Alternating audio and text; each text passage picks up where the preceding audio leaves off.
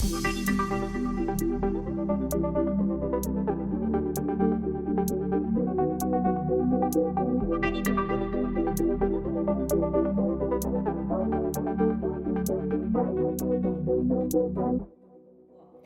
thank you guys all for joining.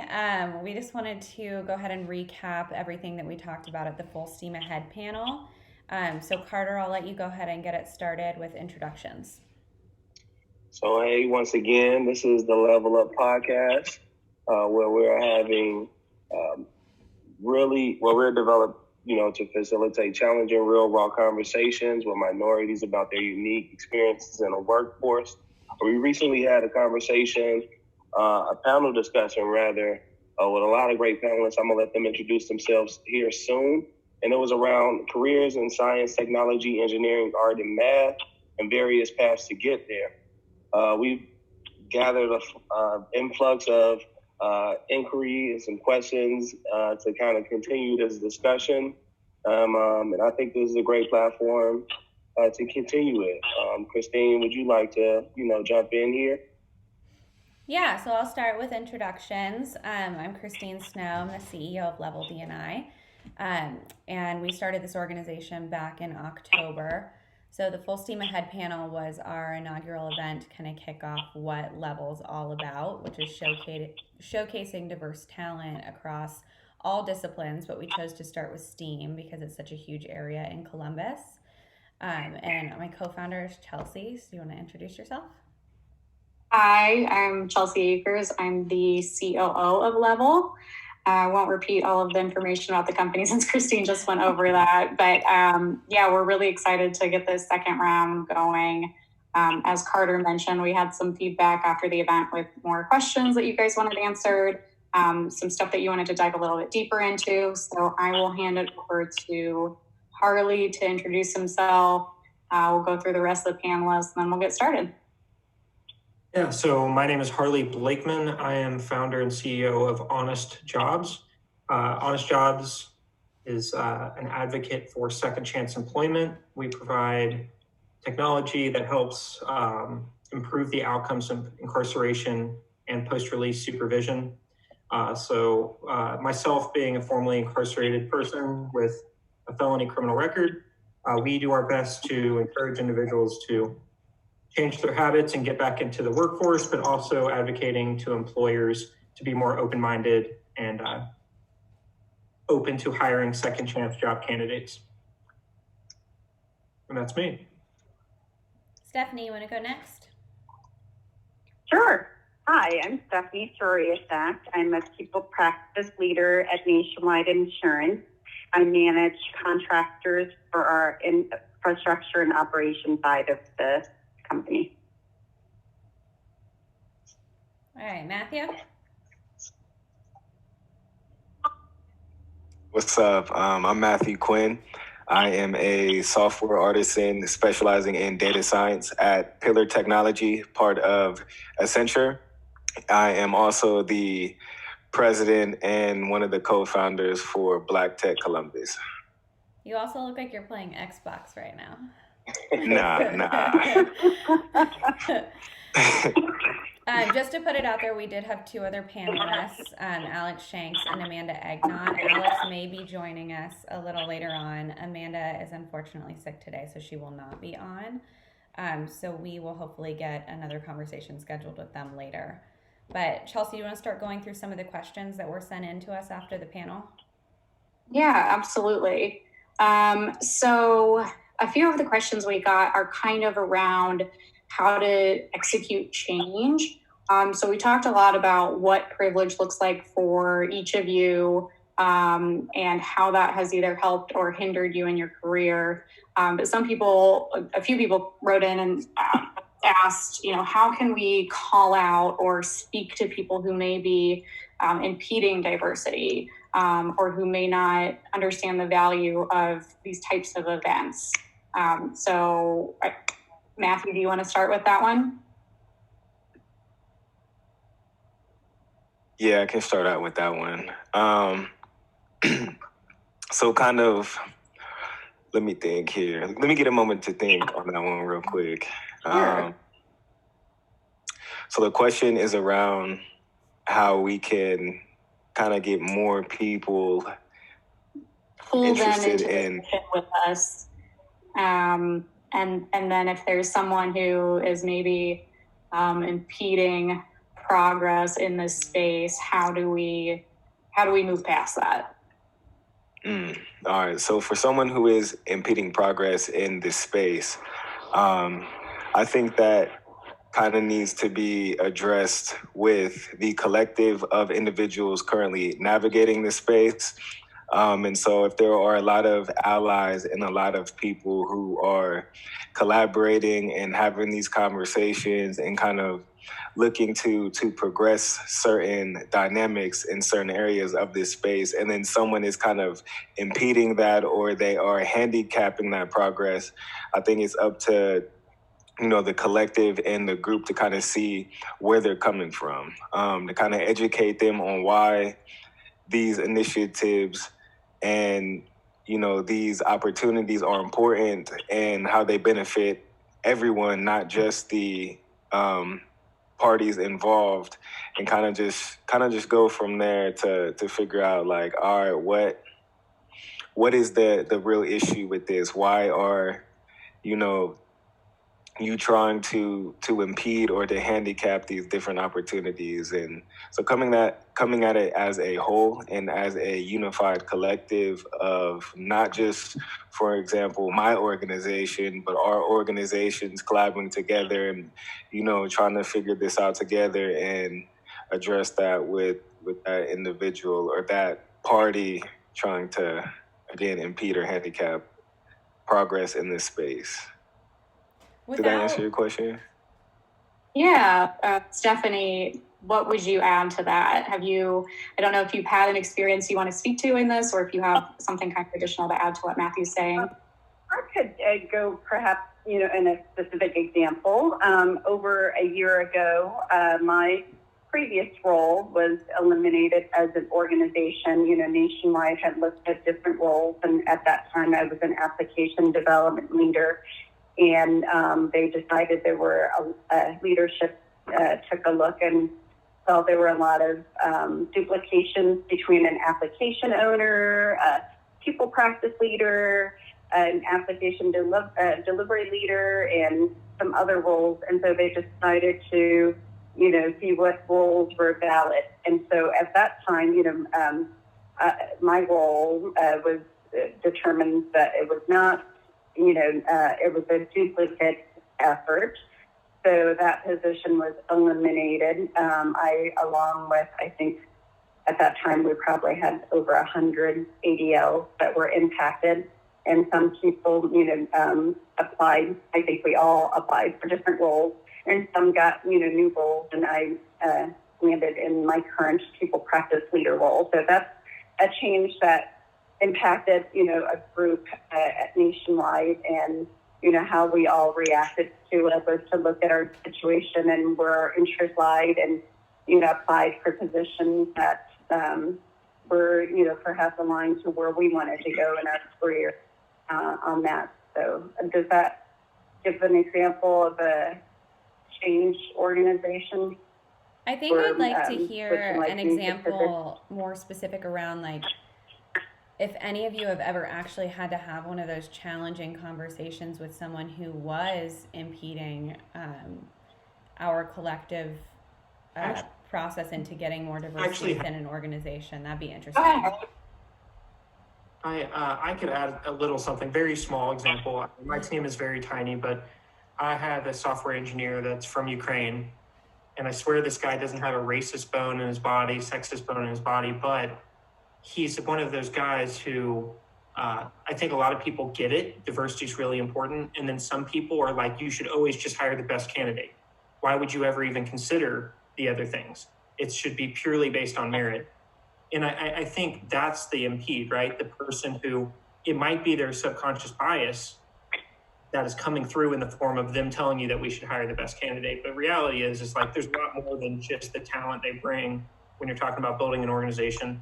So I think you need to have a strong case for how to talk to those people about, like, this is a case for building value in the company, that there's more to it than just their skills that they can do with their hands. So I think as you build an organization, you're going to need to know how to defend initiatives for things that aren't based solely on merit, because there are the people who are just doers. And that's their thing, is like a really good software engineer might not understand why you hired a woman or someone of color when there might have been someone who is as good or better.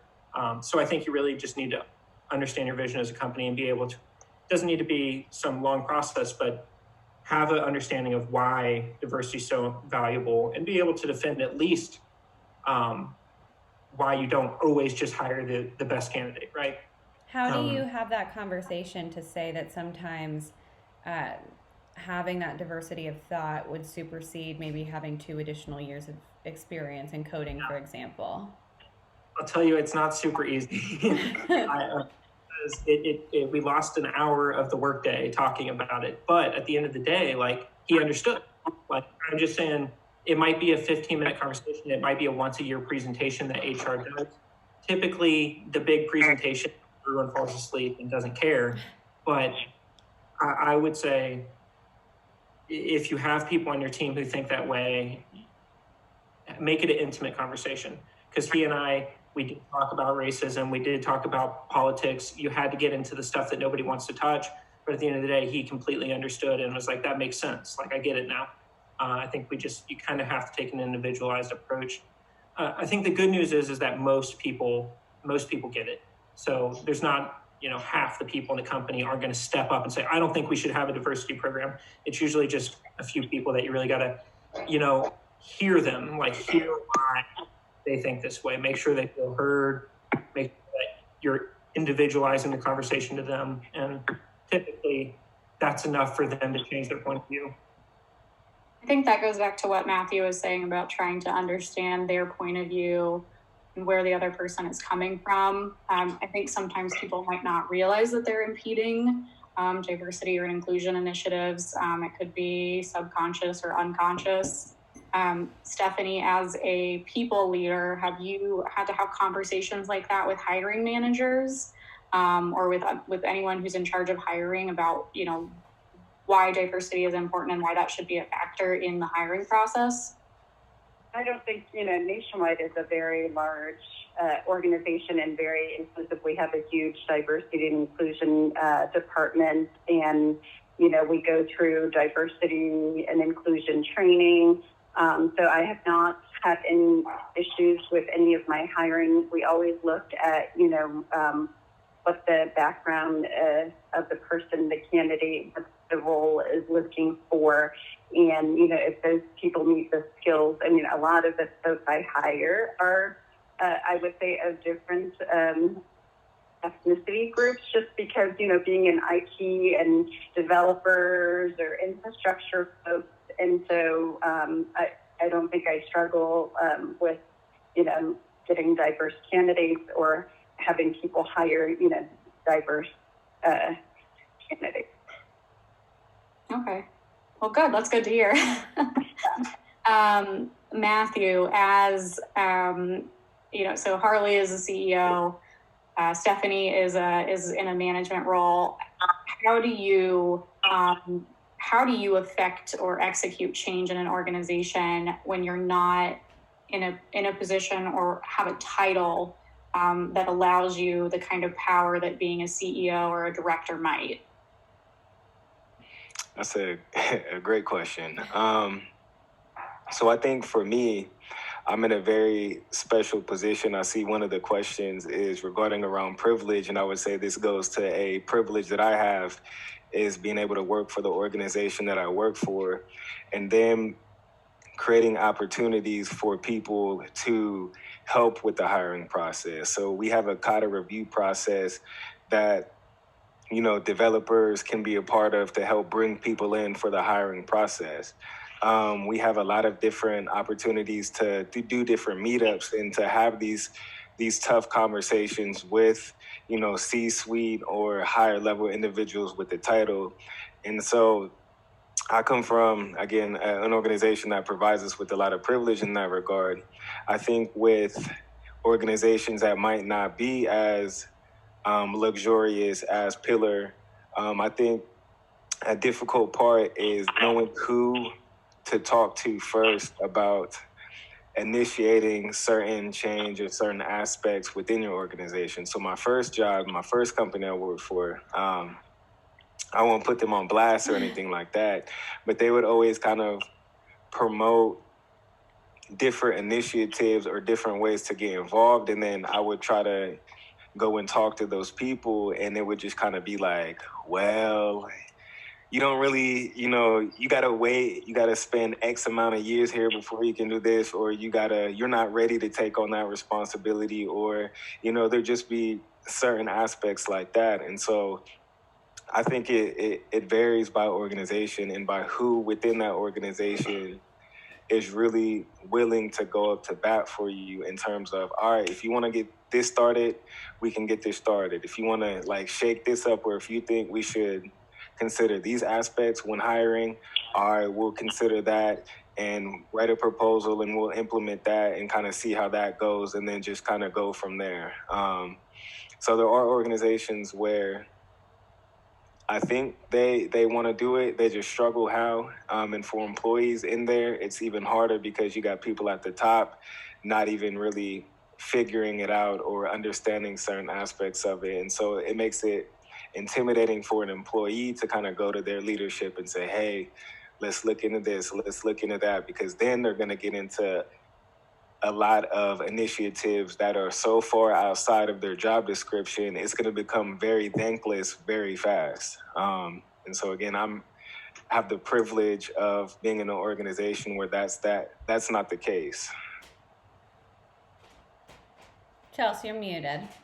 Sorry. I think that leads really well into another question that we got, which was about, the question was specifically, how can we make more advocates out of white males in power? I think we can broaden that a little bit more on just how to make more advocates out of anybody who's in power in an organization. So Harley, do you want to kind of take that one to start? You're on mute also.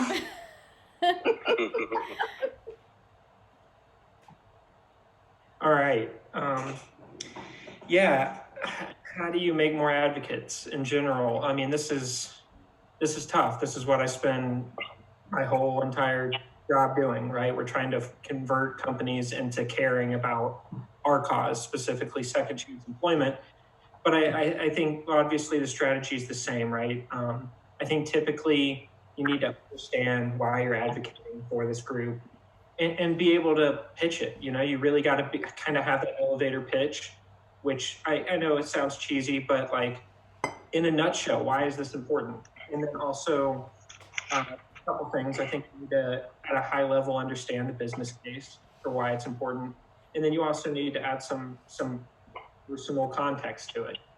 One of the things Matthew said that I really appreciate and I think is valuable is Pillar allows him to go to meetups and really create a community that is also a funnel, a talent funnel. And I think a great way to be able to create those advocates in your company is to provide value up front. And if you can bring talent to the company, like prove the value first, if possible. I know you can't always bring a really diverse person to the company and say, look at this perfect person that wants to join our company, but through community events, meetups, even just a strong internet presence advocating for diversity, you might be able to place someone in your company, help someone get hired, and then pitch it to them as like, we should be a little bit more involved in the community. If it's getting your company to sponsor a meetup, getting your company to sponsor Level D&I, right? Plug in right there. That's a great way to get your company's eye on it. And then if you can, I'm sure Matthew, I don't know if you have, but I'm assuming you've gotten someone to interview and probably told them, hey, this is someone I met. I just want to let you know that I told them about the company.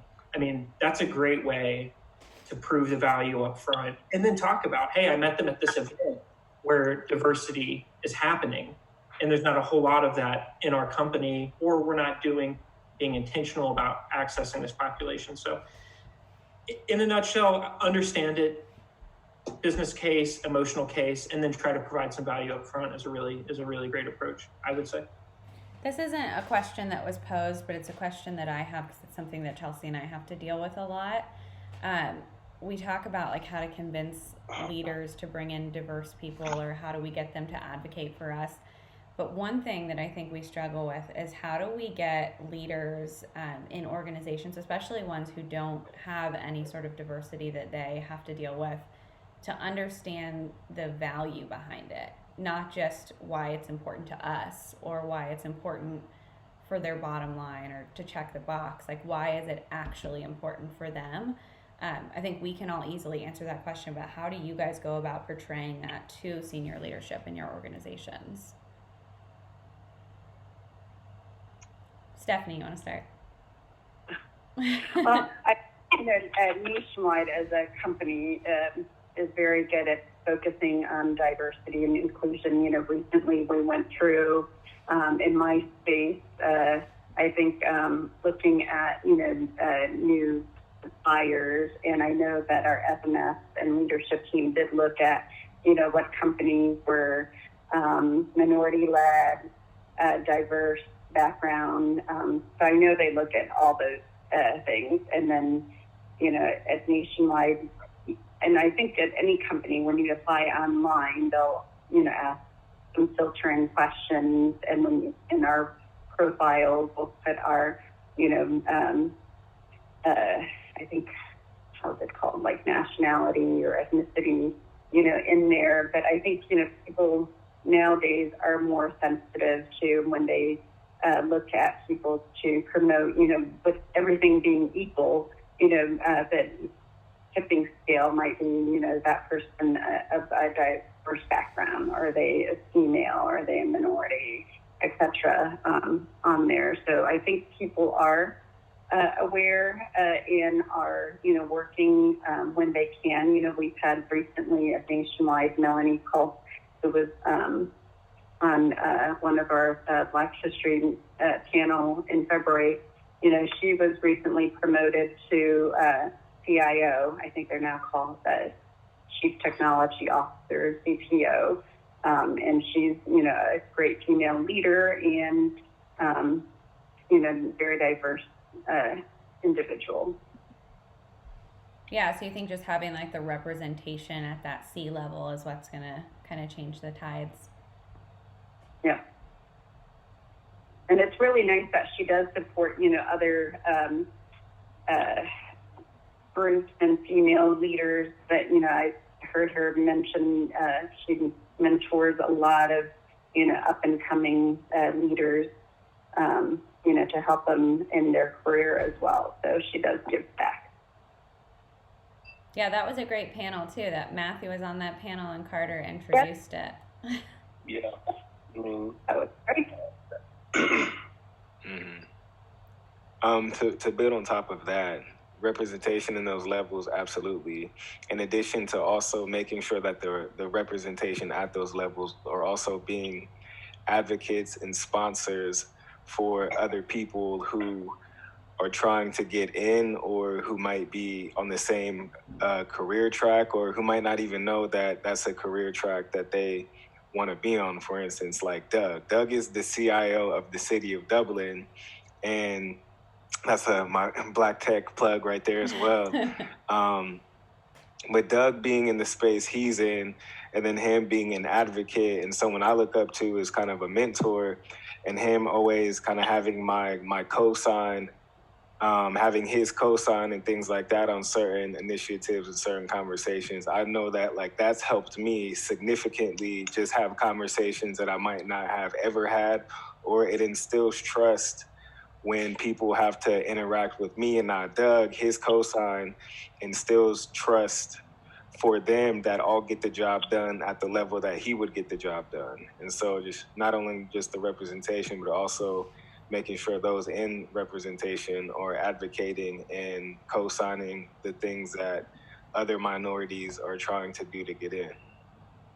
Yeah, I think sponsorship is huge. Representation, finding those leaders who are diverse, who are already in positions of power, and then kind of turning them into sponsors in some way. So, they can be an advocate for not only for you as an individual, but also for your group or whatever you're kind of representing. Absolutely. Carter, you Yeah, want to I go through some of those additional questions that we had sent in? Yes, I would like to. And I was going to actually just double click for a second there into what Matt was just speaking about. It's definitely imperative for individuals and organizations and groups alike to be able to step up in times to speak towards these diverse and inclusion initiatives that companies spend so much money and so much time putting in place, but they don't necessarily have access to a level DNI to really show them how to really execute on that promise. And I think, especially in times like this, where we have a pandemic on our hands, where diversity of thought and the feeling of being included when you're in your home alone, and the only way we have to communicate is through Zoom. No pun intended. We definitely need to lean on these initiatives a little bit more. And so one of the questions that actually came up is like, what is missing in Columbus? We did a really good job in terms of trying to turn this city into what it's become today. But there are blind spots. The question to the group is, what is missing in Columbus, and how can we push to be a little bit more diverse and inclusive? I'm not on the panel, but I can jump in really quickly and say what I think is missing. I think there's a lot of things missing in Columbus, but I think the biggest thing is that Columbus just isn't very diverse yet. I think we're working towards it, and there's some areas where we're far above other cities. Like the LGBTQ community in Columbus is huge, and I think our diversity groups are very well organized in Columbus, but Columbus is 80% white, I think. So we're just not a very diverse city. And I think that our populations, it's getting better, but it's very much segregated to different areas around the city. And I think the more we focus on bringing in more diverse populations from other cities to our city and then integrating those populations throughout all areas of Columbus, the more inclusive our communities will be, but also just in turn, our companies will be more inclusive because it will be a reflection of the city. I think about that a lot, though. I almost get a little bit of the chicken and the egg question, because it's hard to try to convince people in minority groups to want to move to a city that is 88% white, So it's kind of like, yes, we want to bring new people in, but like, how do we do that? How do we position Columbus as a city that people want to move to, people feel safe in, where they feel included and like they really have a space to be themselves? So I think that just kind of tacks on to the original question that Carter asked, but like, I'd love to hear, Stephanie and Matt, your thoughts on what Columbus can do to just become a more diverse and inclusive and friendly and equitable place.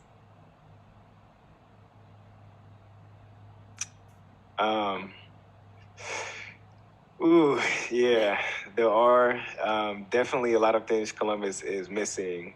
And to build off of what y'all two were commenting on,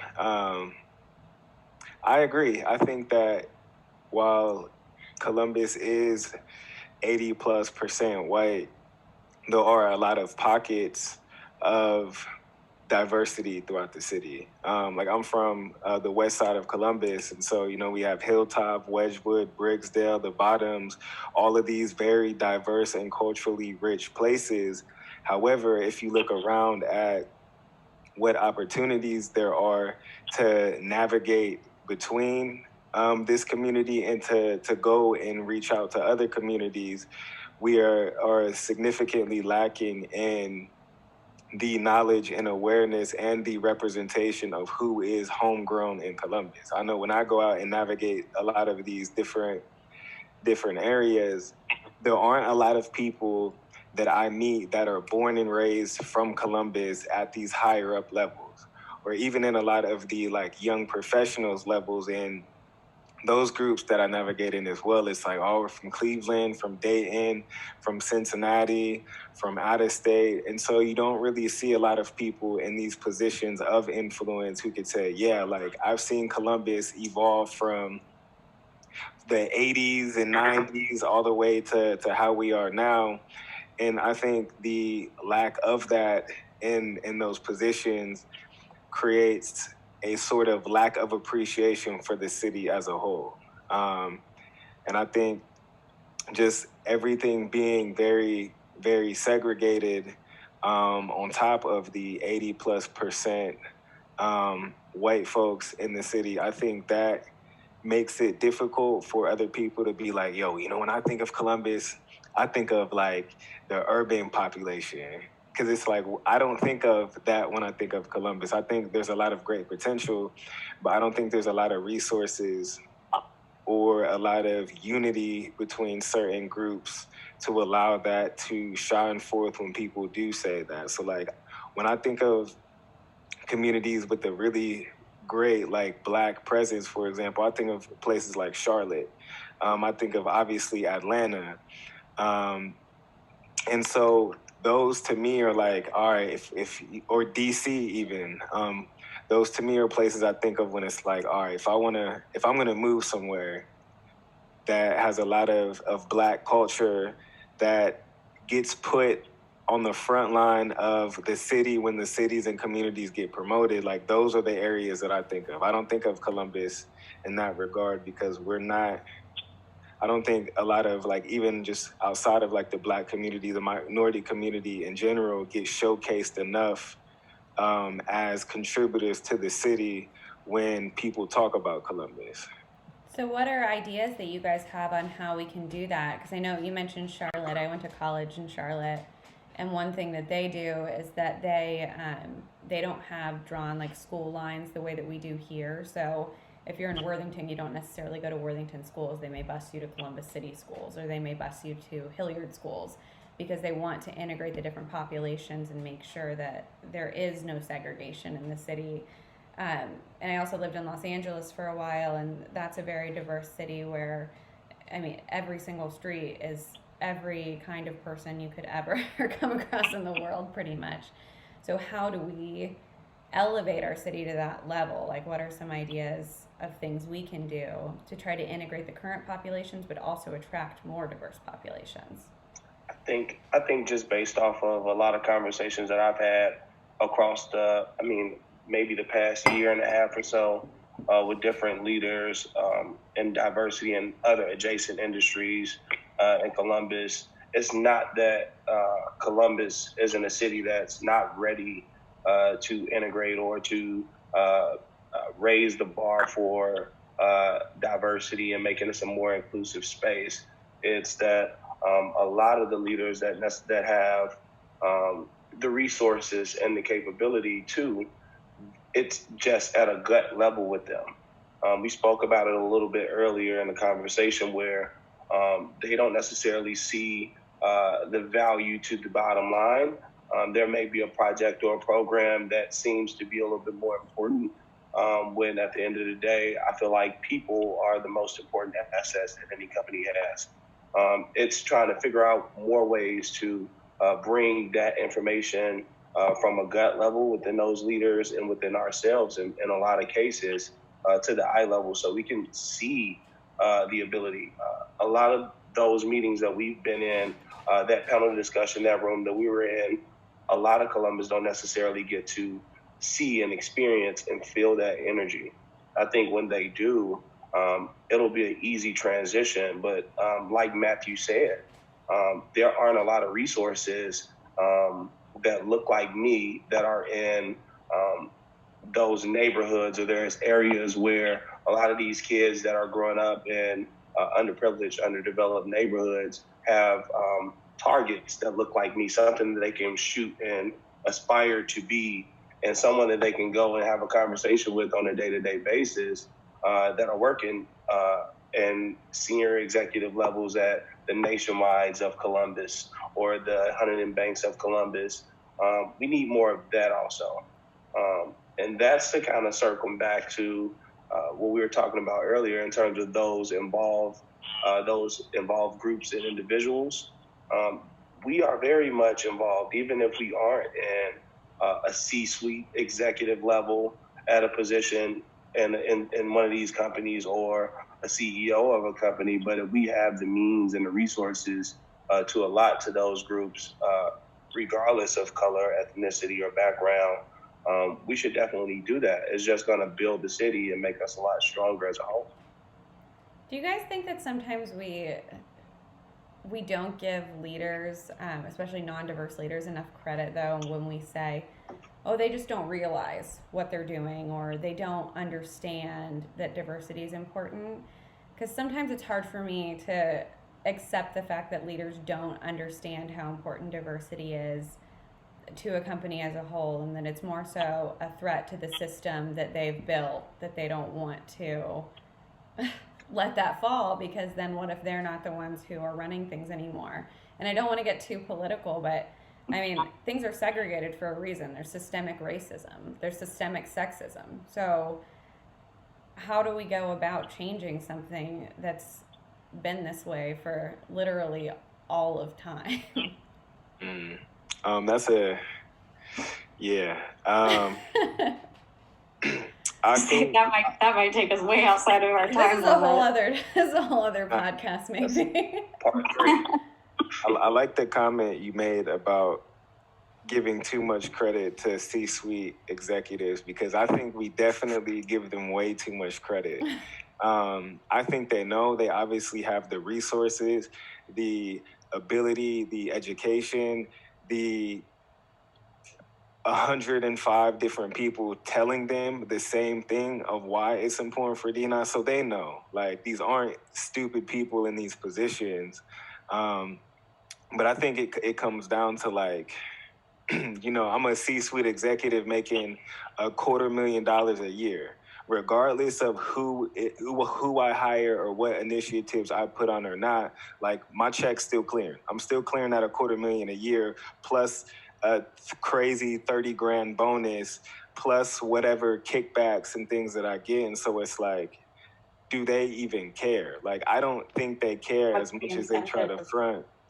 Yeah, what's the incentive for them to, like, implement this uncomfortable, sometimes difficult transition if they can continue to live the way they're living and the way they want to? Exactly. It's like, I'm making $250,000 a year. Like, why do I care about this initiative for Hispanic people to come into my company? Like, well, also, I think a lot of people think if there's more for them, that means there's less for me. And they don't want what they have threatened. It's like that famine surplus mentality. Absolutely. All right, keep getting us off topic. What's next, Carter? Yeah, Stephanie, do you have additional thoughts on what Columbus could do better, or what's missing in Columbus, and maybe why we aren't as diverse or inclusive as we should be? It's a struggle. We try to recruit. I'm sure you're all familiar with the Grace Hopper Conference. We send lots and lots of women to that event to try to recruit for Nationwide. And I think 1 year we got one person committed to coming to Columbus. And the reason why we hear people don't want to come to Columbus is because it's in the Midwest. We can't change that. The weather, we can't change that. And some salaries, we can't change that either, because, a lot of, like, the young millennials want to go out west where the weather's warm, where, there's a lot more opportunities, for up and coming IT folks. But I think, with Columbus growing and bringing in more companies, like the Amazons and Google's building Facebook, and Google and Facebook are building data centers in New Albany. That will, maybe help change the perception. But outside of Ohio, it's still, I guess, a bad perception for people to relocate from the West Coast, to the Midwest here. And it's a struggle that a lot of companies have when trying to recruit new talent, young talent, diverse talent, just because we're the Midwest. It's a struggle.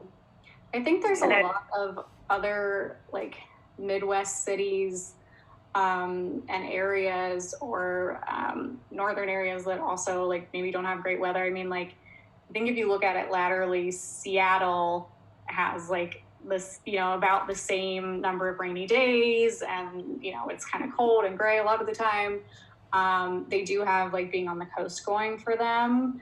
But sometimes when people say that like, well, the weather isn't great or, you know, it's just the Midwest, I think it's almost sometimes a cop out because I mean, you have Detroit, like their diversity is way different than, you know, Columbus. And they're a Midwest city. They're even further north than us. So their weather's probably a little bit worse sometimes. Well, same with Chicago. I mean, yeah, Chicago has the worst weather it's ever, pretty but cold it's like right one of now. the best cities.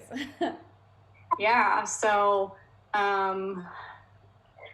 there's obviously not much we can do about you know, weather, physical location, but I have to imagine that there's more going on that is preventing people from coming here because people are still going to Chicago and people are still going to Detroit and some of these other cities that have similar geographic and weather constraints. Yeah, I think that there's a really big misconception that Columbus and Ohio in general, it's like a cow town. It's like there's nothing to do here, and I think that frankly Columbus just has an image problem because I've lived in a lot of big cities. My dad lived in Atlanta my whole life. I've lived in Charlotte. I've lived in Los Angeles. I've lived in Pittsburgh, and out of all those cities, Columbus is by far my favorite, except for the sushi in LA. But other than that, Columbus is my favorite. But I think that if people knew how diverse of like networking opportunities there were here, how many different startups there were here, how hot the tech was here, how great the restaurants were, the nightlife, we could attract a lot more people. There's just an image issue. Like I see California commercials every single time I turn on the TV about what there is to do in California, why you should move there, why you should visit there. I don't think I've ever seen an Ohio commercial. Like, what's so great about I think when living you do, here? it's more of like, Outside of Buckeye.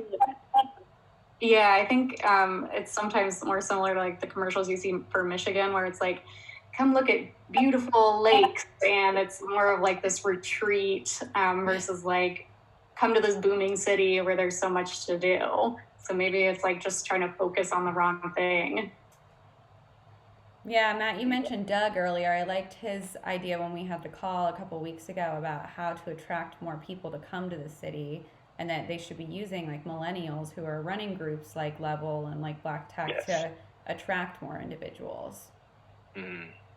Absolutely. We definitely have a huge identity crisis, but I think it goes back to the people who maintain that influence. I think like this identity crisis benefits them and works to their favor because if everybody was on the same page that is up and coming in the city across the board, like this city would be even more special than what it is.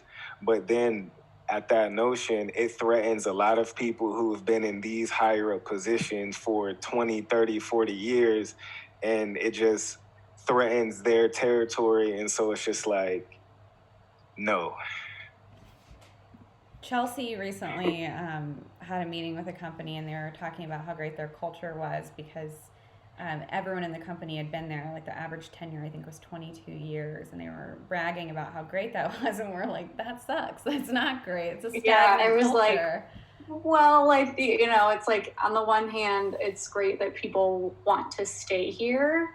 But on the other hand, if you have no turnover, how are you innovating? Like, where are you getting new ideas from? Because these people are seeing the same people for 20 years every day, and it's like you're all like you're in this bubble, and it's like how do you innovate from there? And it's a company that I don't typically see at conferences or events, you know, where they're sponsoring different advocacy groups and stuff. So I think it's kind of hard to imagine that there are people internally who are going out and having these experiences and bringing them back in. So yeah, it's interesting where people put their value and what is a value add for a company. and Yeah. how they perceive it. How do you bring something, a company or a city or otherwise, into the future if everyone running it's in the past? Like, doesn't make any sense. Well, I think what can be frustrating too, and this is kind of touching back on Matthew's point, where these people who are in power um, are kind of benefiting from this system that's been in place. You know, I'm going to pick on white men, but like historically, they have a clearer path to success, and it's like, don't rock the boat, don't challenge the status quo, because like this is how I continue to maintain this path of least resistance. But even when we share, you know, the hard data on how having a more diverse workforce improves your bottom line and can get you more money. So maybe you go from making $250,000 a year to $500,000 a year. It seems like even in that, like you would want that, you know, I would love to increase my salary. And if, you know, if bringing in a more diverse workforce does that, then I'm going to do it. So I struggle to kind of wrap my head around the mindset that says, I don't care if that's going to, you know, if that says it's going to get me more money, I don't want to deal with it. I think sometimes we don't give diversity of thought enough credit.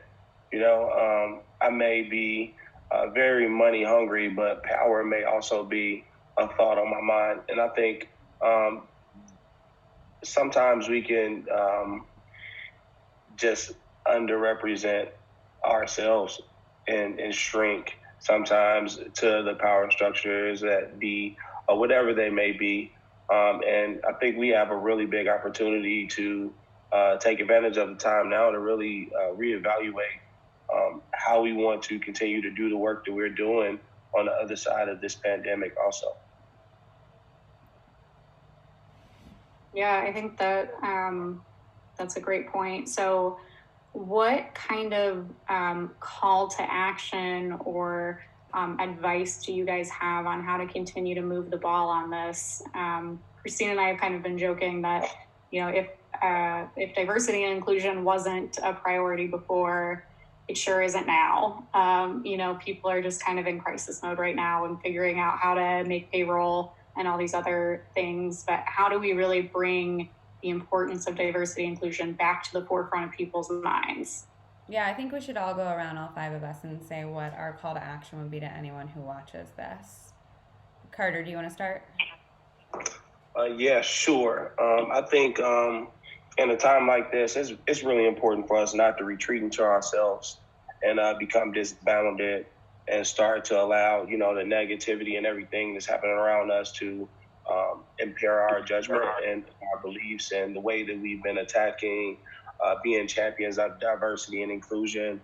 Because if we're not really putting ourselves out there and putting our thoughts around D&I out there, it will become muffled in the process. And I think the other thing is that we want this to be relevant also. It's a very relevant topic, and I think it's really the lifeblood of why a lot of companies are able to execute and produce at the level that they are right now because of the people and the connectivity and the inclusion that's going around. If anything, we're forced to over communicate now, especially leveraging the technologies that we've taken it for granted for so long. I've been watching a lot of stuff and looking at like with other groups and other companies I've been doing, and we are starting to actually over indicate a little bit on the D&I trend. So I will be looking very closely to see what happens at the end of this. But I'm willing to pass it to anyone else. Let's go, I guess, to Matt. This is a very difficult. This is a hard question, a hard call to action. I think with what's going on globally, I think organizations need to be even more intentional about supporting organizations who have D&I initiatives and about enforcing their own D&I initiatives, because let's be transparent. This pandemic is impacting in a very, very volatile way a lot more people of color and minorities than any other group. And so to bounce back and to bring it around when this is all over with. Again, organizations just need to be more intentional. They need to be overly intentional. They need to be more centered around, all right, we have this budget for the year.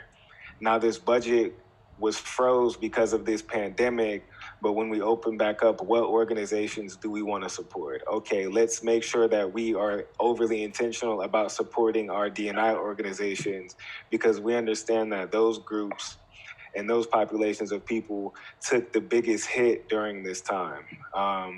So just be more intentional than you were before. Don't let this this kind of backslide us or backslide diverse and minority groups. Be really intentional about supporting these groups. Absolutely. Yeah, I think that's good. I agree with everything that Matthew and Demetrius said. I would just, ask everyone to really continue to champion diversity and inclusion. And, once this is over, the pandemic, those small businesses, the minority-owned, the women-owned businesses are going to get hit hard. So if we could volunteer our time, donate money, resources to help those, groups that will be most impacted, from this pandemic, I think that would really help, the diversity and inclusion focus.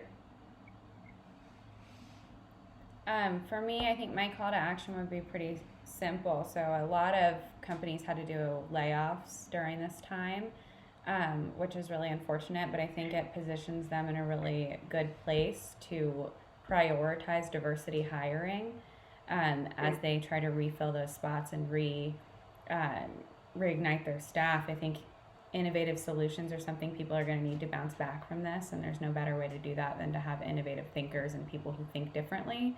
So my call to action would be, when you're rehiring and refilling all these roles that you had to temporarily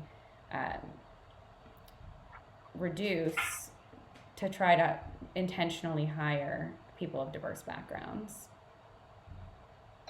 Yeah, that's a great call out, Christine. I actually spoke with one of my mentors the other day, maybe 2 days ago, and he said that the future belongs to problem solvers. It belongs to artists, and it's hard to create with one color of paint.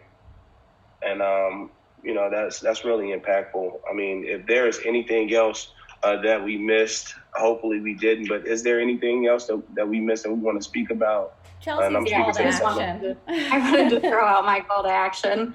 Sorry about that. I would just encourage people to look at what accessibility looks like in their organizations. And I think that this feeds back to diversity and inclusion in, if your company is not set up to allow for flexible work or remote work or all these things that we are now forced to have to contend with during this crisis, you're going to have a slower start, or you're going to have a harder time adapting. So if you can be proactive in making sure that your job roles are accessible to all, whether somebody has a scheduling issue or a physical disability, just be more proactive in making sure that anyone can really do these types of roles successfully. And a lot of them are pretty simple. I mean, being able to allow for work from home is something that I think a huge percentage of jobs should be able to allow. So I think if more companies have prioritized that prior to this crisis, we wouldn't have had as many kind of scrambling to make sure that they could support video chat or roll out all these new solutions in 5 days. So I would just say, look at accessibility, be proactive, and prioritize innovation.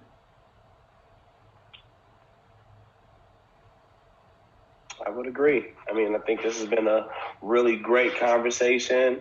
It's always great to get with this group of people. I mean, it's always great energy, really good vibes, and really good information. I feel invigorated and energized to continue my day, my week. This has been Level Up Podcast, and I thank you guys for tuning in. For future references, please be sure to tune in to the Level Love podcast, YouTube page, and also visit leveldni.com.